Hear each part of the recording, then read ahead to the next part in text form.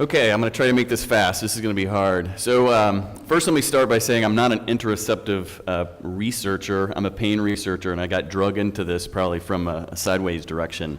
But as a psychologist, we tend to have a neuroses associated with measuring things. So I'm just going to sort of muse about what it means to measure interoception and how we might start to address this. So I'm going to start with the definition, a very broad definition, just to say that interoception is the awareness of bodily signals. You may or may not agree with that, but that's where I'm going to start, at least as a measurement, from a measurement perspective, because we've got to start somewhere. And then I'm just going to sort of draw your attention to the very, very crude system or circuitry I have here. There are some boxes, but I like the smooth sort of circular lines personally, so to rough out the edges.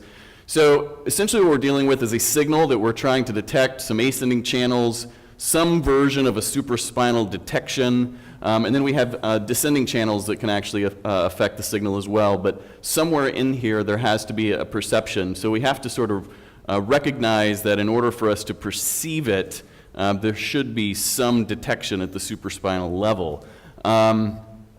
But starting at the signal, I mean, this is a very complicated signal detection problem. Most of the time when we're talking about signals, you know, the classic signal detection is there is something there or not, and the person or organism has to detect whether the signal is there or not. This isn't a dichotomous signal in most cases. It's a continuous signal. So it's about measuring the degree or the level of something, but we're not even always clear what the awareness should be associated with. Is it the change in the level? Is it the change until it reaches a threshold of a level? Is it the amount until you get to a peak? And then at that point it's important. Is it a rate of change? Not just the change, but a change in the rate of change that is important. You know, and you can think about blood pressure being one where, you know, a sudden drop in blood pressure is something we detect, right? Versus how full our bladder is, right? We probably don't want to go around thinking like, ooh, my bladder is 1/10 full. You probably only need to know how full it is once it gets to the point where you need to find a restroom nearby.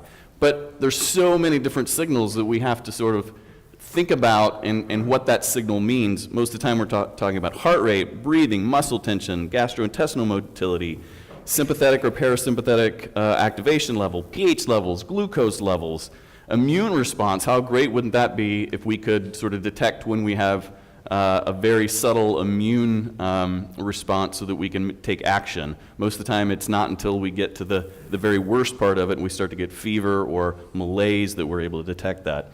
Balance, proprioception. So there's lots of different signals that we have to parse out, and these aren't simple signals. These are very complicated signals.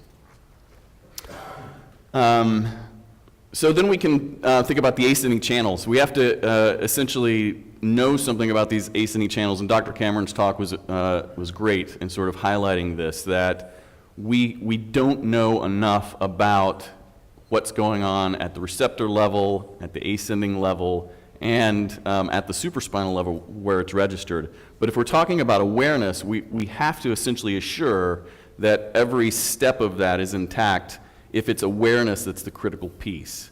And we also have to make sure that every one of those levels is actually not only detecting, but registering the signal in the appropriate way that we need it to, if given the importance of the signal. Is it actually registering levels? Is it only detecting threshold? Is it only detecting peaks? And so these things are important. So we get to the supraspinal registration level. We need to establish that that's there, but then we get to this very complicated question of what does perception or awareness even mean? And so is the awareness really, or lack of awareness, really due to the disrupted circuitry up to there? Or is it that we just aren't able to perceive the signal at the supraspinal level? So is there some disconnect between lower brain systems and higher brain systems? Or is it something way down at the receptor level that's gone awry? Is it just an issue of signal to noise ratio? I mean, let's face it, most of what we're talking about is homeostatic processes, loops, and loops, all taking care of business at very low levels. And in fact, there's so many things that are being taken care of at low levels, why should we even want to be aware of all the stuff that's going on at a high level? I mean, I suspect that one of the reasons we've evolved to be the way we are is that these things are being taken care of at such a low level so that we free up the cognitive resources to be able to stand up here and actually say something to you without becoming completely freaked out that my pH levels are changing or my cytokine levels are changing or my heart rate is beating uncontrollably. Sorry, I only had one picture, but I didn't even get through like a third of it, so thanks anyway. Yeah.